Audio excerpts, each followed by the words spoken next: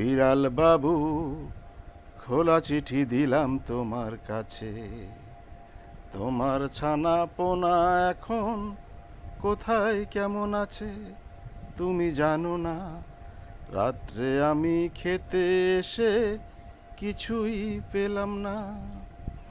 দরজা জানালা বন্ধ থাকে, নেট দিয়ে থাকে ঘেরা।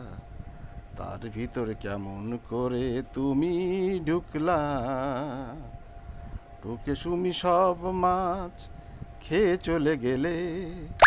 আমি খেতে এসে দেখি কিছুই নাই পাতে। ডাল দিয়ে ভাত খেয়ে আমি গেলাম শুতে। সকালেতে এসে দেখি তুমি আছো বসে। আর কত জ্বালাবে তুমি এভাবে খেয়ে। জন্ম যদি হতো তোমার বিদেশে, যত্ন করে কত খাবার যেত তোমার কাছে।